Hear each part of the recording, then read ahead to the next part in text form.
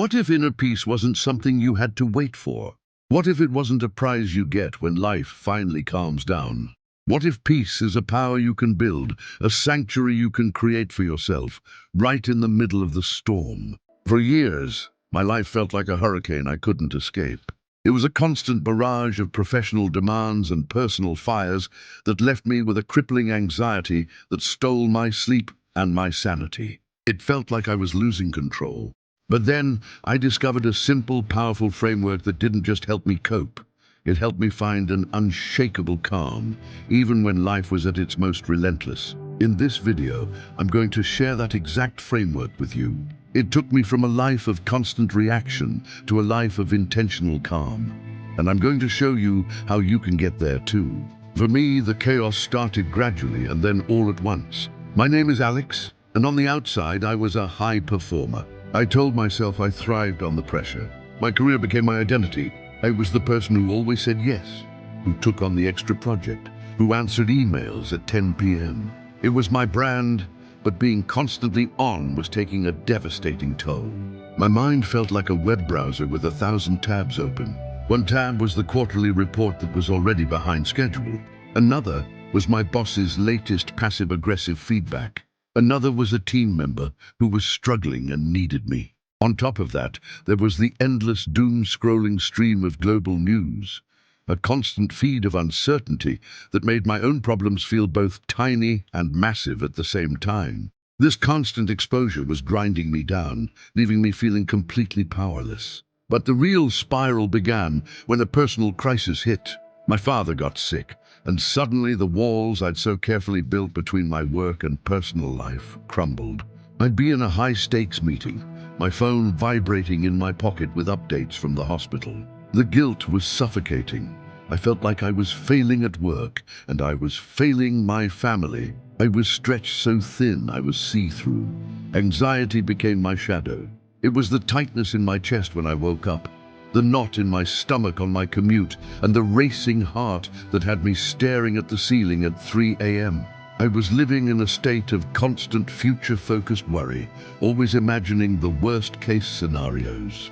It's a habit some psychologists call catastrophic thinking, where your brain decides the certainty of a disaster feels safer than the discomfort of not knowing. I tried to just power through it. I told myself to be tougher, to be more disciplined, but that just added another layer of self-criticism to the noise. I started to pull away from people, convinced that nobody could possibly understand the pressure I was under. I was becoming cynical, emotionally exhausted, and felt a deep sense of incompetence, all classic signs of burnout. My life was a raging river of obligations and fears, and I was drowning in the current. I spent years praying for the river to dry up, believing that peace was the absence of chaos. But I was wrong. Peace isn't found on the riverbank. It's found by building a raft, right in the middle of the rapids, and learning to navigate the flow. My turning point didn't happen on a dramatic yoga retreat. It came during a quiet moment of desperation in my own living room, when I finally admitted that fighting reality was the very thing that was destroying me. I couldn't control the external world, my boss's demands, my father's health, the state of the planet, but I realized I could change my relationship to it. That's when I started piecing together a new approach. These are ancient principles from mindfulness and modern psychology, but I organized them into a simple, three-step framework that I could use in the middle of a meltdown. I call it the AAR framework: acknowledge, anchor, and act. It's not about adding more to your to-do list. It's about changing how you carry what's already on your plate.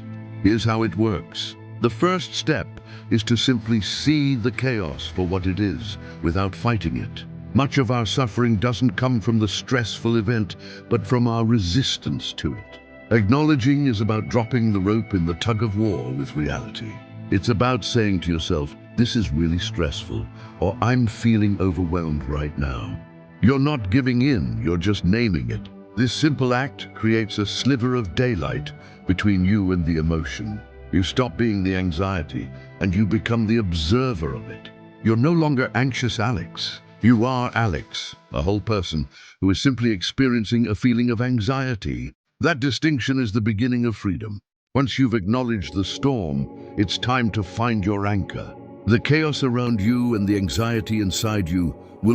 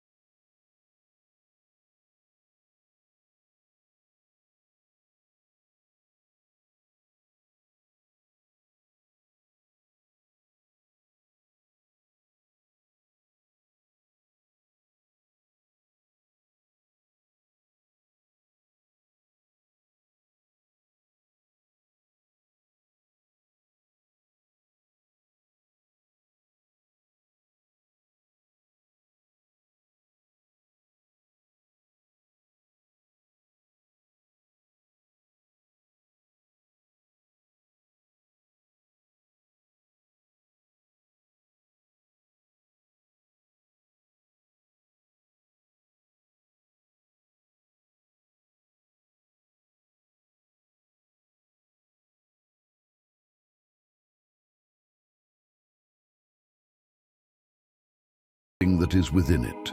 A feeling of helplessness is a massive driver of anxiety. This step is about reclaiming your agency, no matter how small the action. Ask yourself this one simple question. What is the next smallest, most useful thing I can do right now? Maybe it's not finishing the entire overdue report. Maybe it's just writing the first sentence. Maybe it's sending one email to ask for an extension. Or maybe it's stepping outside for 5 minutes of fresh air. When you transform an overwhelming crisis into one small, deliberate action, you rewrite the entire narrative. You shift from being a passive victim of your circumstances to the active creator of your response. You prove to your anxious mind that you are never truly powerless. And that one step builds the momentum for the next. So the framework is simple. Acknowledge the feeling. Anchor in the present. Act on what you can control. And hey, if this is already resonating with you, do me a favor and hit that like button and subscribe. It helps more people who might be feeling overwhelmed find this content, and I share new strategies for building a resilient mind every week. Section 3, Application, putting the framework to the test. A framework is only useful if it works in the real world. So let me walk you through a real moment of chaos and how I used AAR to get through it. It was a Tuesday afternoon. I was already swamped and behind on a major project when my boss called me into her office. A key client was unhappy, and she needed a completely new proposal drafted by the end of the day. An impossible deadline. The old me would have instantly panicked. Alarm bells would have blared in my head. My heart would have started pounding, and I would have jumped into a disorganized flurry of activity fueled by caffeine and resentment. But this time, I had my framework. I went back to my desk and felt that familiar wave of panic start to rise. My chest tightened, my mind screamed, "You'll never get this done. You're going to fail." Step 1, acknowledge. Instead of fighting it, I paused. I closed my eyes for a moment and said to myself, okay, this is panic. I'm feeling totally overwhelmed. I didn't judge it, I just named it. It was like seeing a wave coming and pointing at it, instead of letting it crash over me.